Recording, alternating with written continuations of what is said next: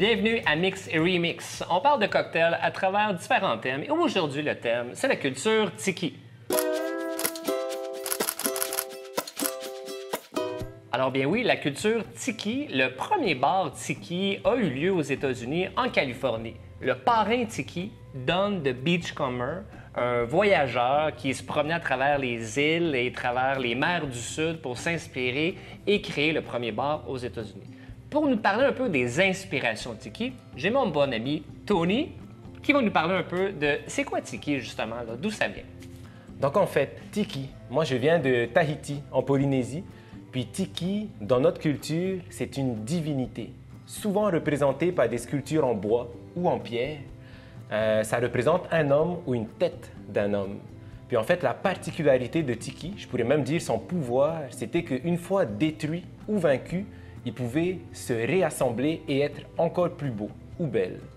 Donc, suivant un peu ce même pouvoir-là, Don the Beachcomber, en allant naviguer à travers les mers du Sud, s'inspirer de toutes les saveurs de ces endroits-là.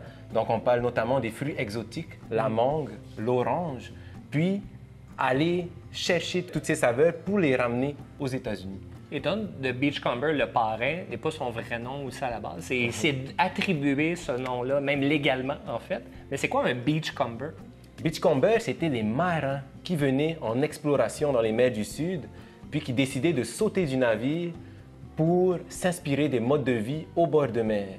On pourrait dire que de temps en temps, ils allaient ratisser en fait les plages à la recherche de trésors, puis une fois les trésors trouvés, les ramènent chez eux. On se souvient du pouvoir de Tiki. Même chose, récupérer tous ces trésors-là, les ramener chez eux, puis créer quelque chose d'unique.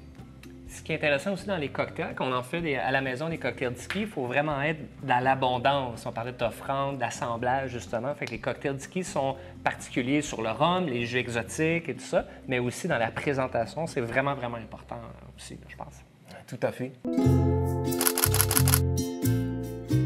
Nous sommes maintenant rendus au cocktail tiki d'inspiration Pina Colada.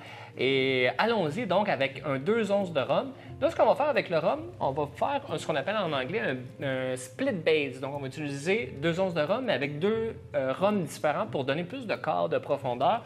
Donc, il va quand même avec un rhum blanc qui est léger plantation, qui est juste ici, qui est magnifique. Ça, c'est un produit que tout bartender devrait avoir dans son bar.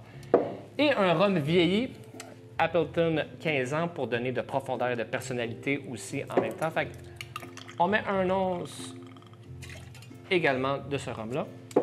Et là, vu qu'on est dans l'exotisme, dans le fruit, 4 onces d'ananas. C'est parti.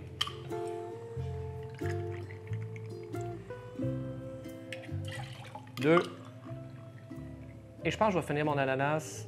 Oh mon Dieu, parfaitement 4 onces dans ma bouteille. Et ce qui est différent aussi, c'est qu'on va rajouter de l'orange qui va peut-être couper un peu le goût de l'ananas, justement, donc vraiment sur le jus. Orange. Et là, pour nous faire voyager, ça prend la crème de coco. Crème de coco que j'ai ici. Tony, comment on fait de la crème de coco à la maison? Crème de coco, super simple. On va mettre la même quantité de lait de coco et de sucre, puis on va le faire chauffer tranquillement. En fait, ici, le sucre va venir épaissir le lait de coco pour devenir une crème de coco encore plus riche. On se souvient, cocktail tiki égale abondance. Exactement.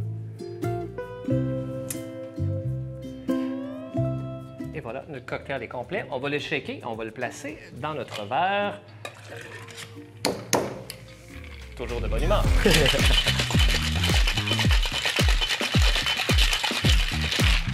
Dans ce coup-ci, je ne vais pas shaker si longtemps comme un 10 secondes habituel, parce que déjà beaucoup de jus, etc. Donc, simplement bien le mélanger pour le refroidir va être bien parfait. Alors, avec de la glace déjà concassée, je vais tout simplement les verser avec un filtre, le cocktail dans notre verre. Ah, la belle couleur! C'est merveilleux! Ce qu'on va faire maintenant, c'est rajouter un peu de glace sur le top. Et nous sommes complets donc pour le painkiller, mais... Mon cher Francis, il me Ouais. semble Il manque des petites offrandes dans ce cocktail. Je pense que ça prend plus de présentation que ça. Tony, je vais te laisser faire.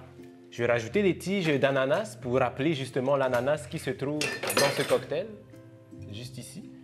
Je vais mettre un petit peu de menthe, toujours taper avant la menthe. En fait, ça vient restimuler les odeurs, puis c'est bon pour chasser les mauvais esprits. Voilà, juste ici. Un peu de lime pour renforcer le système immunitaire. Et on termine avec de la cerise pour la gourmandise. Merci Tony pour le painkiller, très apprécié. Et à la maison, je vous dis santé. Santé!